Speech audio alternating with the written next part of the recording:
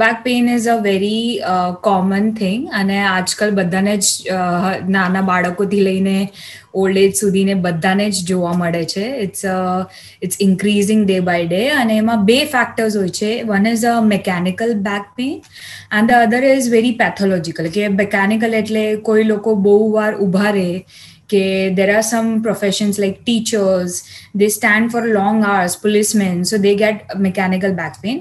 Baki lokone there are different causes for a back pain. For example, there are different varieties કે કોઈને disk જે છે spinal કોર્ડની એ degenerate થતી હોય કે પછી there are a lot of other factors just as slip disc થઈ ગયું હોય એ ડિસ્કનું કે પછી then there is a nerve root compression between in the spinal cord between the two discs, so that causes back pain. Or sometimes back pain is pure pathological, કોઈ બીજા રીઝનના વજહથી કે કોઈનું kidney problem હોય કે પછી there are some urinary tract infections that also causes back pain a lot. As soon as તમને એવું લાગે કે તમારું બેક પેઇન છે પણ 3-4 દિવસ પછી પણ નથી જતું, then immediately contact a orthopedic first. I would always prefer that. પછી તમને એ એક્ઝેક્ટલી કોઝ ફાઇન્ડ આઉટ કરો કે તમને કઈ રીઝન્સના વજહથી કે કયા કોઝના લીધે get an x-ray done, MRI કરાવો જોઈએ તો. એન્ડ જો કે બહુ સિરિયસ છે, ઇટ ઇઝ અક્યુટ કે વારંવાર આવે છે, it is a chronic illness, એ બધું થયા પછી તમને એક્ઝેક્ટલી ફાઇન્ડ આઉટ કરીને પછી you should immediately approach a physiotherapist. એવું નહીં કે ઓર્થોપેડિકને દેખાડી દીધું, દવા લઈ લીધી and I am fine. Because if there is a back pain તમને થાય છે તો એનું root cause could be a muscle spasm, એટલે બેઝિકલી તમારા મસલ્સ વીક છે, so because of that it can happen.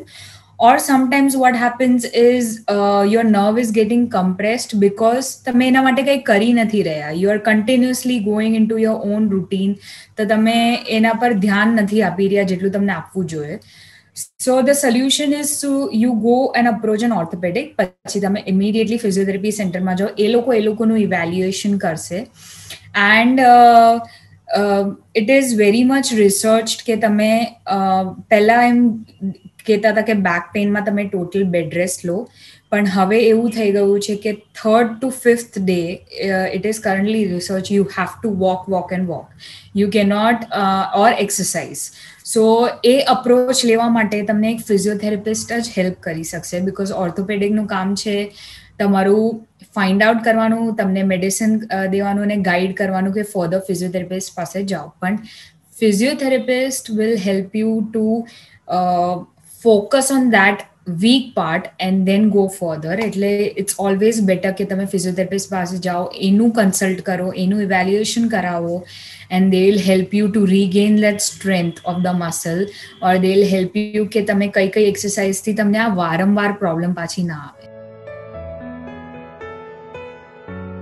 Back pain તમને હોય કે અને પછી જતું રહ્યું હોય, એટલે અક્યુટ હોય, તો બી તમે આ એક્સરસાઇઝ કરી શકો છો ઇન અ રેગ્યુલર બેઝિસ. કે પછી તમને વારંવાર બેક પેઇન થતું હોય ને તમે પેઇનમાં હો ત્યારે પણ એક્સરસાઇઝ કરી શકો છો. એમ નહીં સમજતા કે તમને બેક પેઇન છે ત્યારે તમને ખાલી રેસ્ટ કરવાનું છે. No, that's a big no. Please do a exercise regime. એમાં simple exercises છે, for example a cat camel pose where you can strengthen your pelvis and your back. એમાં તમે catની મુદ્રામાં જાઓ, camelની મુદ્રામાં જાઓ, તો એવી રીતે તમે એ પેલ્વિસને સ્ટિમ્યુલેટ કરી શકો, બેકને સ્ટિમ્યુલેટ કરી શકો. The other very good exercise is going into extensions and going into a cobra pose. તો તમે જેટલું તમારા હાથના બલથી તમારી બેક એક્સટેન્ડ કરી શકો, that is very much beneficial. The third thing is core strengthening, એટલે તમારું abdominal strengthen કરવા માટે, because બેકનો ઓપોઝિટ abdomen હોય તો બેઉને એક સાથે સ્ટ્રેન્થનિંગ કરવું પડે.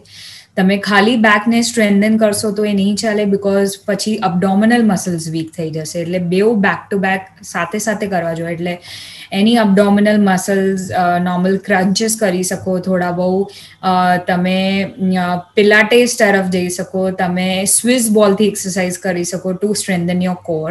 ઓબ્વિયસલી સ્ટ્રેચિંગ એક્સરસાઇઝીસ, તમે જેટલા પણ તમારા કોર મસલ્સ હોય, અબડોમિનલ, બેક, જેવી રીતે ઇવન તમે લેગ એક્સરસાઇઝીસ ઇન્ક્લુડ ઇન્ક્લુડ કરી શકો, જેવી રીતે હેમસ્ટ્રિંગ, ક્વોડ્રિસેપ્સ ને બધાની strengthening as well as stretching. Stretching is very important કે તમે એક્સરસાઇઝ કરતા વખતે તમને બેસિકલી એ પાછું એક્સરસાઇઝ કરતા વખતે તમને એક્સરસાઇઝથી વધારે ડેમેજ નહીં થવું જોઈએ, એના માટે તમે સ્ટ્રેચિંગ કરો છો બિફોર એન્ડ આફ્ટર એક્સરસાઇઝીસ. સો એક સેટ રૂટીન બનાવવાનું ને ડેલી 10 to 15 મિનિટ્સ આ બધી એક્સરસાઇઝીસ કરવાની.